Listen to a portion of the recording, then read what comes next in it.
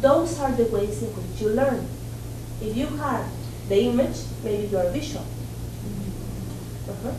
If you have the word written in your mind, maybe you are using your linguistic intelligence.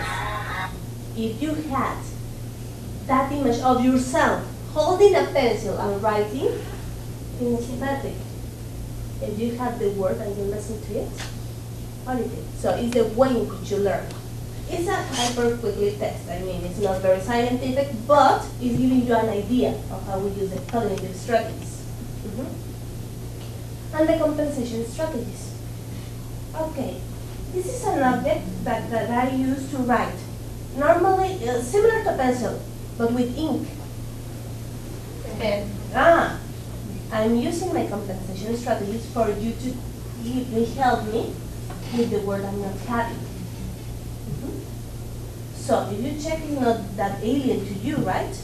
Yeah. The memory, cognitive, and compensation strategies. And we use them every day when we communicate. Then we have the indirect strategies that are not really involved in how we use the language, but they are really supporting how we learn the language.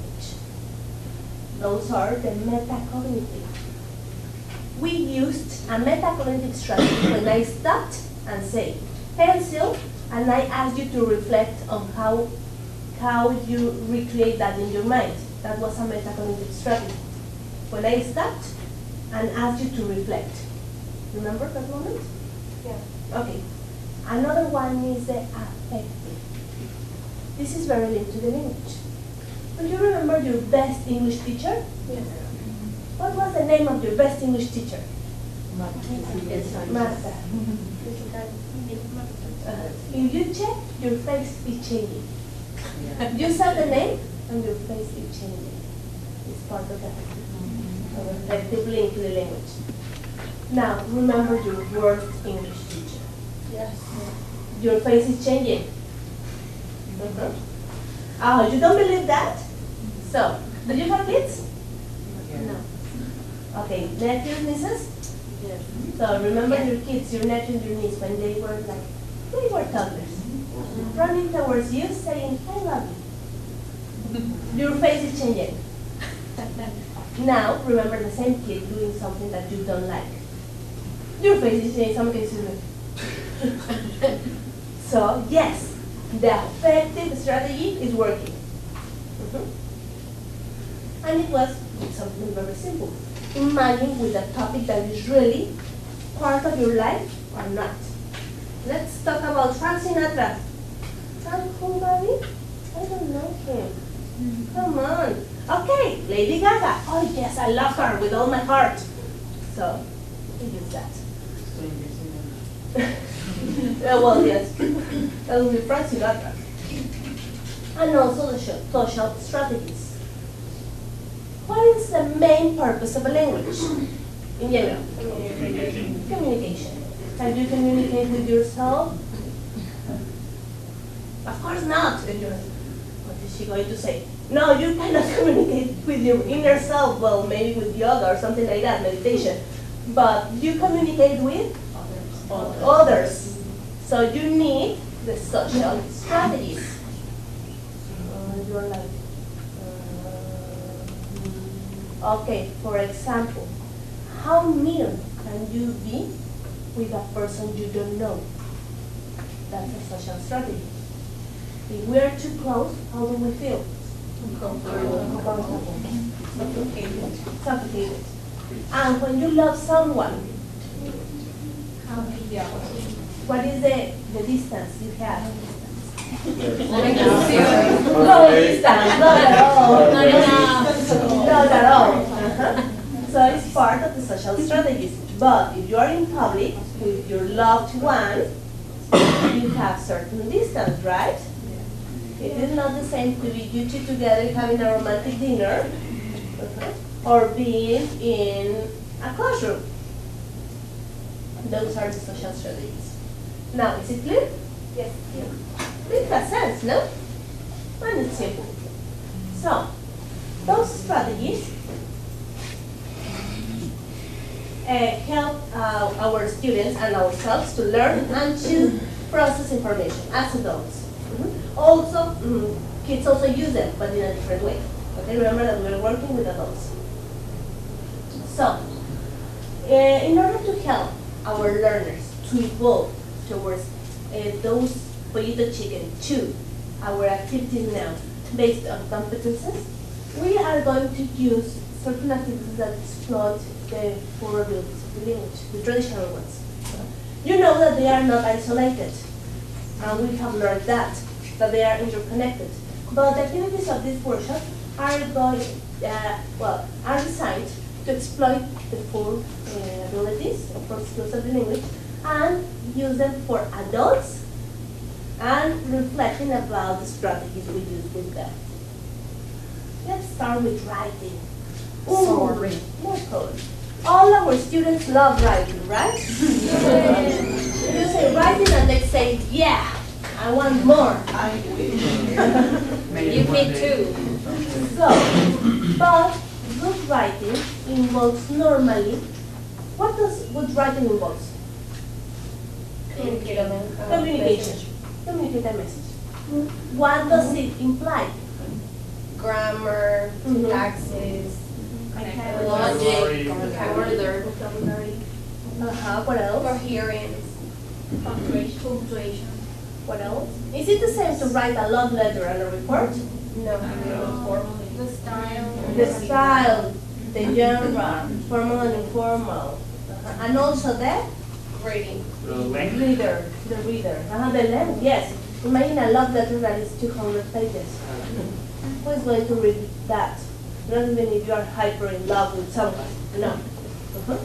So, in this case, the important part is to get the message. As an adult, we want that. And we don't want the typical exercise. Composition. The cow. What are you going to write about the cow? Composition. My favorite place in the world. Composition. My favorite day. Is that really meaningful for an adult? No. For kids, they love that. But for adults, is that really meaningful? Not really. So, in this case, with adults, they want to share their personal stories. They want to share what they are, what they think, what they want.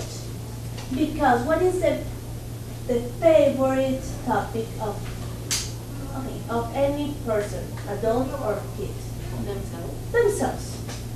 What I like, what I do, what I think. So if we exploit that, it is easier. I'm not saying that it is easy. It's easier for them to get it. Let's practice a little bit. Remember that this is a workshop. Imagine you are students. You are not B1. You are clever, but you are not English. Okay? So, in this case, you are going to work together and you are going to write. Using all those pictures, you are going to write a story. Ta-da! But remember, what is the first step to write a story? Imagination. Okay, after you use your imagination, you plan your story. Or do you start writing just like you feel inspiration? Like a draft. Yeah, okay, first you have a plan. First you have a plan. So, with the person next to you or with the people next to you, you are going to write a plan of a story, of a narrative, using all the pictures on the screen, all of them. That's the only condition, that you have to use all of them. Okay? Your faces are like my students' faces. Do we? Yes.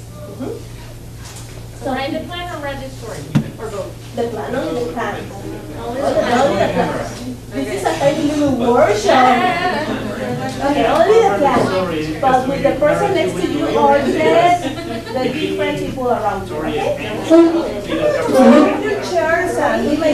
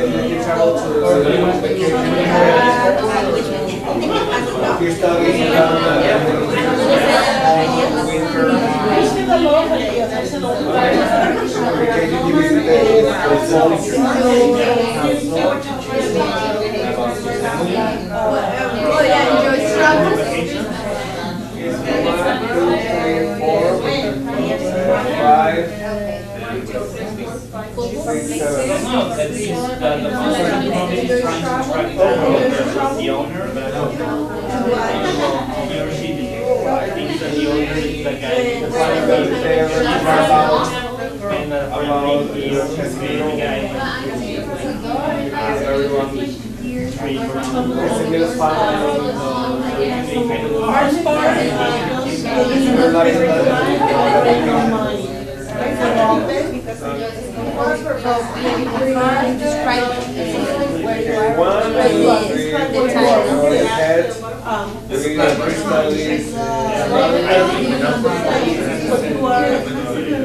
Winter. Where you can talk about Okay, guys, ready? Yes?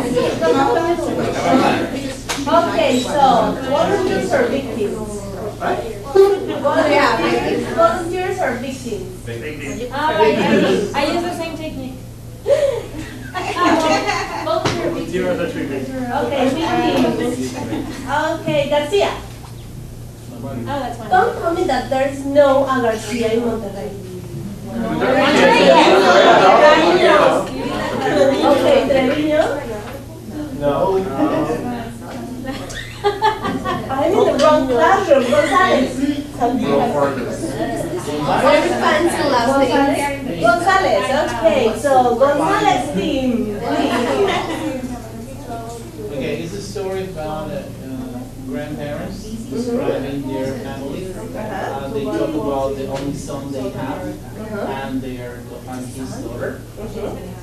They have a beautiful dog and they live in London.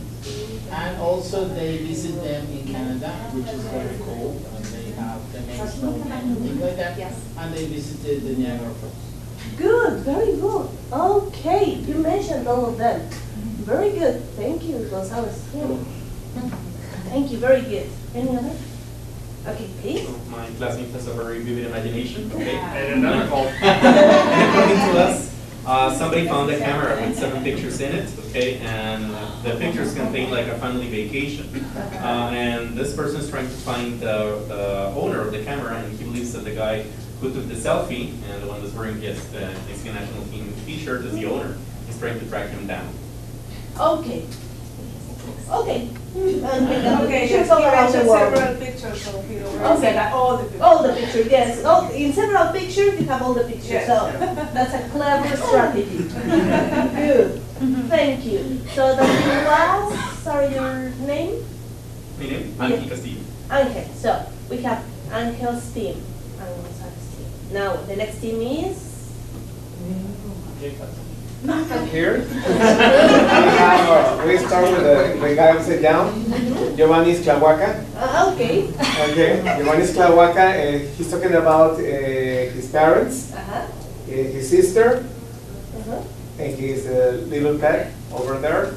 And maybe he studies in London.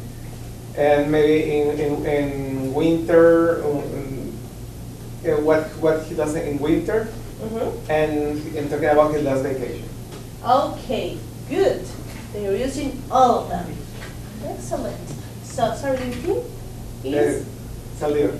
Saldivar's team. Saldivar and Rodriguez team. Good. Our last vacations were great. We visited London in winter time, so we made a beautiful snowman. Then we traveled to Magnificent Falls. We got together there with some cousins and their grandchildren.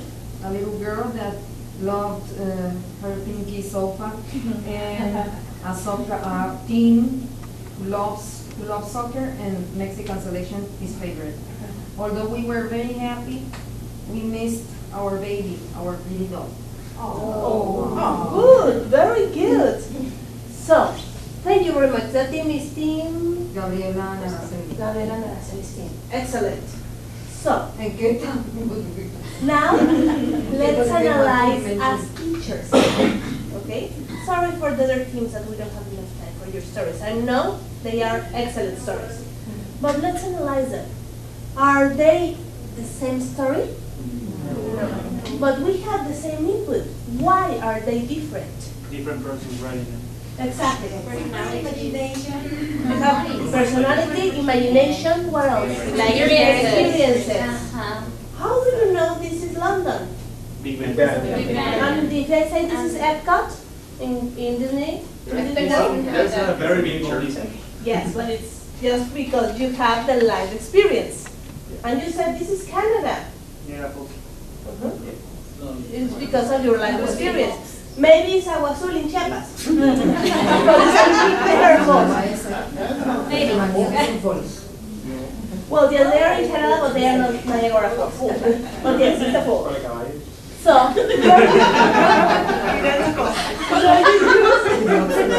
your life experiences. And another important thing, the majority of you started using third person, singular or plural, but there was a team that no, they identified and made them part of their story. We were planning our vacation, and we went and we had, etc. Can you check the perspectives? This is telling us a lot about the affective strategy. The majority of you started with the family or with the guy, not with the duck or the snowman. Or the little girl. Why? Because it's giving your perspective of life. Yes, this is happening with this kind of activities. What else are we activating? Remember the strategies? What else are we activating, the learning strategies? The memory? The memory. What are we recalling? Our experiences with those things. Experiences? Meaningful experience. Meaningful experiences and? Communication. The communication, the vocabulary for speaking about that. Did I give you the vocabulary? No. You selected the one that you wanted to use. What happens if students don't have the vocabulary? What do they do normally? What do they normally do? Compensate. They compensate. So they are using strategies. What else? Compensation to make a story of fragment. Well, the affective. Effective. Are you Well, they working made on- a cognitive, they're reflecting on whatever it is they're going to do. Exactly, the cognitive, because they are trying to link different things without any relationship or apparent relationship to have something logical. Very good, the cognitive. And also, are they working alone? No, they collaborate. They are collaborating, so they're using their social strategies. And it's collaborative learning, and remember that it's something essential for teaching adults. So you can say, but it's a very silly activity and it's very simple. Yes, but it depends on your objectives. If your objective is to exploit the social strategies, you are covering it. If your objective is to exploit the cognitive strategies and the thinking skills, you are covering it. And maybe you do that, but you don't write that on your program, but you are doing it. So that's the difference between a lesson plan that is going to be like, okay, to practice writing, To practice writing using social strategies by means of a picture composition. Ta-da! Let's check the details. No. Any other idea of how we can use something similar in your context or situations? Sometimes you can handle a picture to each student and then divide the group in teams. So each student is going to eat by teams, try to describe with their own words what was there in the picture. And then after they collect the description of the 4 images that the other 4 students described, they can then write out a story according to what was there in the picture. Good, and it's very challenging in terms of critical thinking. Because it's a description first, recalling, describing, analyzing the description other person had. And after that, then do the logical order to create a story. good. Very challenging in terms of cognitive. Maybe in terms of language you say, oh come on, basic one can do that. But check the cognitive. Another one is like one student is facing the image and the other one is not facing the image. So the student that is looking at the image can describe the picture for the other one. And it could be like, for example, the kitchen, and the person has to say, I mean, the rice is on top of the fridge. So you have to, or draw it or just place it. So that you can get, the idea. And then compare. So you can check what I am imagining from your description and what you are looking at. Contrasting both ideas. If you check the cognitive process of that, it's really hard. You can say, oh, Gabby, that's for kids. Check the cognitive process. Kids are doing very challenging cognitive processes. Any other? So maybe you could number the pictures and give them to different people, and they have to create a story by following the order of the pictures. So who's number 1? Okay, you're going to start. I have a snowman, so once upon a time there was a snowman in a frozen land. And number 2, and then okay, you have a guy, and a guy from Mexico took a selfie right next to him, or whatever. Just continue the story from a total different perspective.